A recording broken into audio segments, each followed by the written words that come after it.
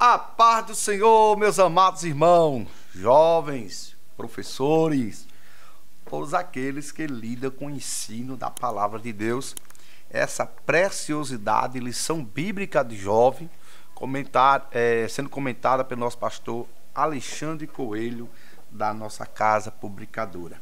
Segundo trimestre de 2024, e vem com um tema, olhe, muito importante, né? O padrão bíblico para a vida cristã, caminhando segundo os ensinos das Escrituras.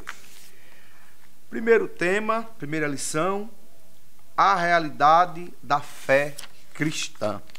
Muito bem, temos aqui o texto principal: inclinai os ouvidos e vinde a mim, ouvi, e a vossa alma viverá, porque convosco farei um concerto perpétuo, dando-vos as firmes beneficências de Davi. Isaías 55, versículo 3.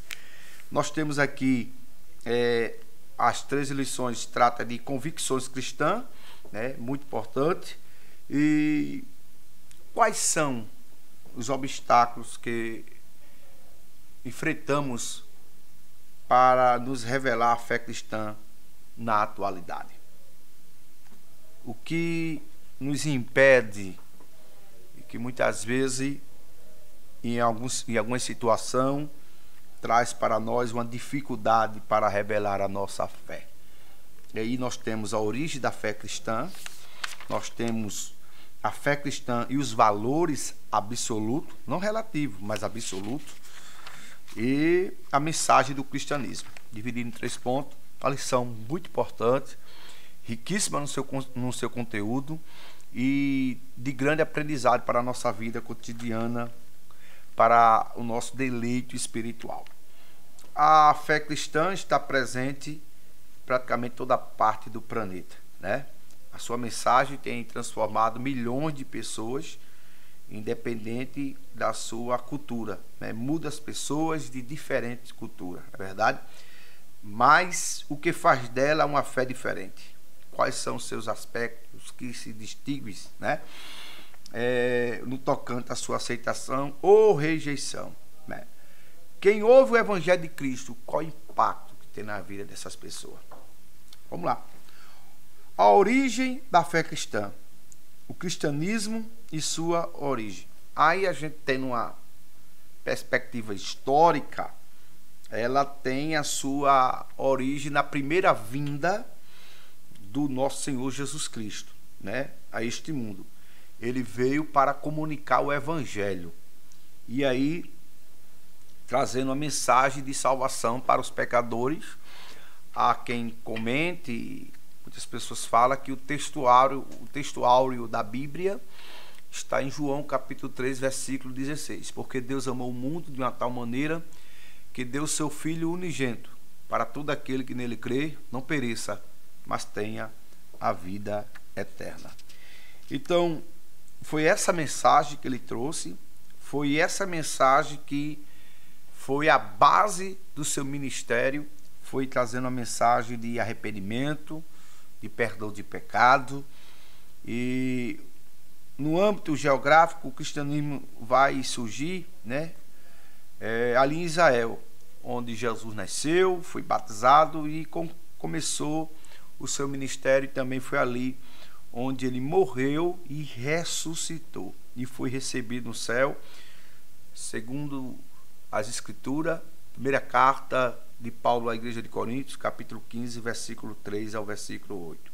Jesus, enquanto palmilhou aqui na terra, treinou seus discípulos, trouxe um treinamento, né, a palavra, um ensinamento, para que ele fosse espalhado dentro do império, na época Império Romano, com essa mensagem, a mensagem que vinha trazer mudança, que vinha trazer para as pessoas um novo direcionamento de vida. E aí, na Antioquia, né, foi quando a primeira vez que os cristãos são chamados de cristão, Atos capítulo 11, versículo 26, é verdade? Eles eram chamados de seguidores de um caminho, né? Uma alusão à fala de Jesus, que ele disse que era o caminho, João 14, 6. Mas na Antioquia veio essa expressão cristianismo, vem de um nome dado aos seguidores de Jesus, não é verdade? E aí, esse cristianismo tem uma fé sólida, ele está pautado numa revelação sobrenatural e divina, e essa revelação é Cristo. A maior revelação é Cristo. Ele foi apontado, profetizado lá em Gênesis, desde a queda do homem. Gênesis 3,17 já tinha uma profecia, né? Deus não foi assim, não ficou surpreso, não foi pego de surpresa com a queda do homem, porque Deus ele tem os atributos exclusivos dele, e um deles é a presciência. Deus sabe tudo de forma antecipada. Ele é onisciente, onipotente, onipresente. Ele é o Senhor, né? Ele é o Senhor. Então, a Bíblia vai trazer esse projeto divino para a salvação do homem. E aí a gente vê em João 17,14 que a fé do cristão é valorizada acima de qualquer coisa, de qualquer tradição, de qualquer pensamento humano. O cristianismo e a sua mensagem, né? A gente historiou um pouquinho, né? A sua origem, como chegou e qual foi o objetivo, né? O cenário que o mundo estava, se encontrava, e aí veio Jesus para resgatar o homem do lamaçal do pecado. E aí o cristianismo traz a sua mensagem simples e diretas, né? A primeira mensagem é que Deus existe e criou todas as coisas, Gênesis 1:1. O homem ele tem uma noção de que Deus criou todas as coisas de forma natural, né? Olhando para o firmamento da terra, olhando para as coisas que nela tem, a gente observa que existe um supremo ser que controla o mundo, que controla todo o universo. A segunda é que, ao criar o homem, o fez sem pecado. O homem, ele foi criado por Deus, ele não estava programado para pecar, mas, por desobediência, atraiu para si as consequências do pecado, que é a morte física e eterna. Contudo, o cristianismo também ensina que Deus iniciou um processo de redenção à humanidade por meio de um plano, né, de salvação, um plano da salvação, para que com esse plano fosse executado com perfeição. Ele enviou o seu Filho Jesus Cristo para oferecer sacrifício e nos remir, né, e nos trazer de volta para o âmbito da santificação. E aí Cristo, ele foi a revelação de Deus, e trouxe uma mensagem que as pessoas tem um dado momento, o Evangelho por Mateus, capítulo 11, versículo 28, Jesus diz: vinde a mim, todos vós que estáis cansados, oprimidos, sobrecarregados, e eu vos aliviarei. Jesus traz uma palavra para ser guarida para as pessoas que estavam cansadas, sobrecarregadas. O fardo do pecado, o fardo que ele levava era grande, era pesado. Mas Jesus diz: me dá o teu fardo, e aprender de mim. Eu tenho morada, eu tenho lugares especiais para você. E Jesus traz essa mensagem tão impactante, tão forte, naqueles dias, que até os dias de hoje a mensagem é a mesma, a palavra é a mesma.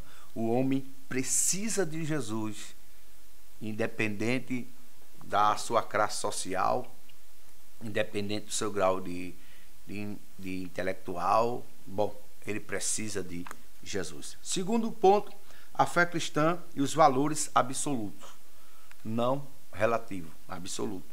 A ética, o certo e o errado.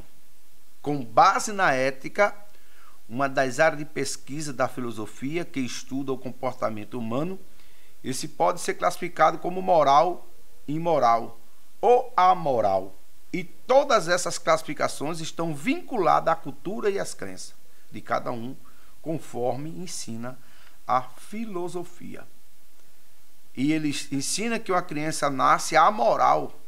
Com o passar do tempo, terá seu comportamento considerado morais ou imorais. Dessa forma, Segundo esse conceito, à medida que uma criança vai crescendo, o seu comportamento vai se moldando às orientações e ensino familiares, à cultura adquirida na escola ou fora dela. Algumas religiões não procuram avaliar se os atos de uma pessoa são certos ou errados, bem como as consequências deste para a eternidade. O cristianismo ensina quando uma pessoa erra, praticando algo que Deus condena, tal ato é chamado de pecado, que é uma ofensa direta contra o Senhor. Ainda que o tal ato tenha sido praticado contra outra pessoa. E aí o profeta Isaías traz uma mensagem muito forte, 59, versículo 2, mas os vossos pecados, né, faz divisão, me deixa distante de você, né? Traz uma separação entre Deus e o homem. É verdade? A necessidade de um absoluto. Quando se tem duas opiniões contraditórias, é preciso que se veja qual acerta. A palavra de Deus é que vai balizar. A palavra de Deus é que vai colocar como algo que seja o filtro, é a base de todas as verdades eternas, né, do cristianismo. Então a palavra de Deus é o balizador do cristianismo, pois o que ela disser que é certo é o correto aos olhos de Deus, independente da cultura do leitor, do seu campo de filosofia, do que ele entende de certo ou errado, que ele tenha o seu pensamento daquilo que é errado ou que é certo. Mas a palavra de Deus é que vai julgar. A palavra de Deus, ela tem seu crivo. E ela é que direciona o cristianismo. O que é certo, o que é errado. E o comportamento da pessoa definir o que é certo, o que é errado, vai determinar nossas ações nesta vida e a recompensa dela na eternidade. Romanos capítulo 3, verso 23. Isso é muito importante. Certo e errado. E aí tem um texto importante, Isaías capítulo 5, versículo 20. Ai do que o mal chama de bem, e ao bem de mal, que fazem da escuridade luz e da luz escuridade, e fazem do amargo doce e do doce amargo. Na contramão do que o pensamento dos nossos dias tem temor, do que não há um padrão de certo e errado que tanja ao comportamento humano. A Bíblia aponta que os olhos de Deus assim, certo e errado. As orientações se baseiam no próprio Deus.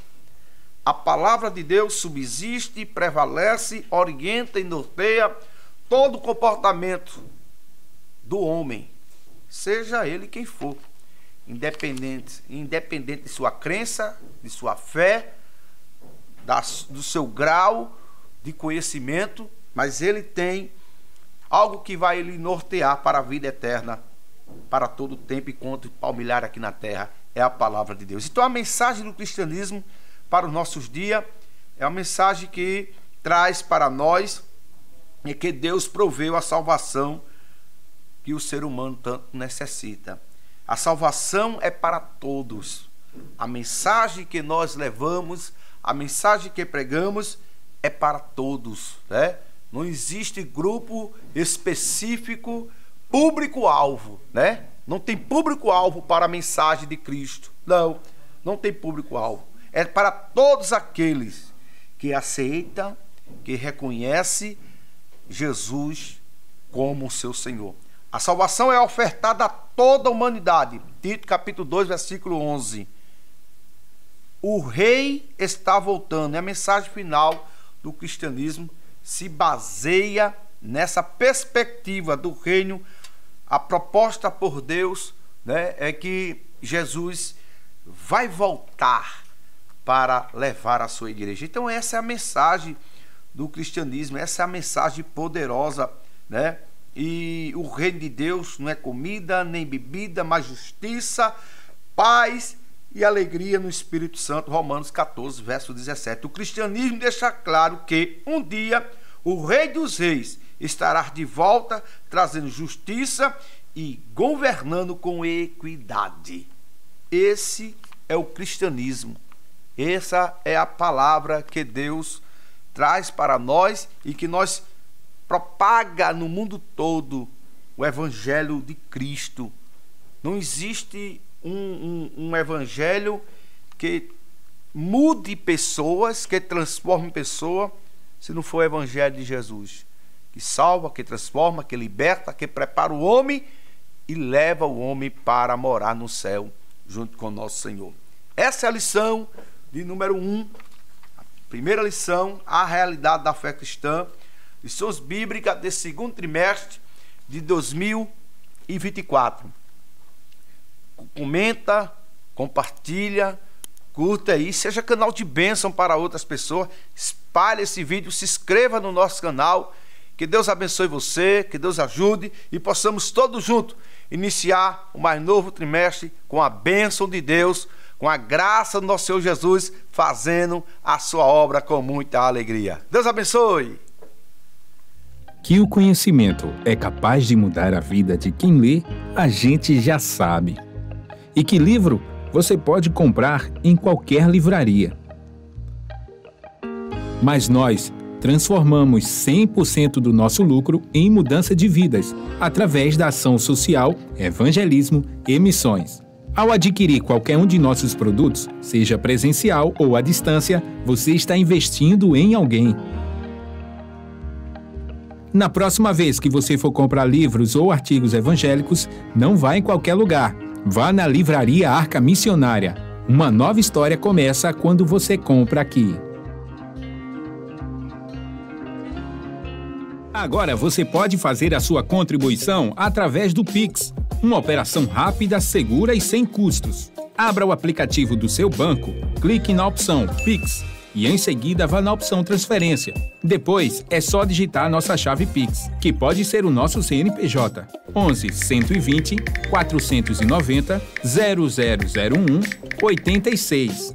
Nosso e-mail contribua@eadalp.org.br ou nosso celular 81 98883 2755. Verifique se a contribuição é para a Igreja Evangélica Assembleia de Deus em Abreu Lima, Pernambuco.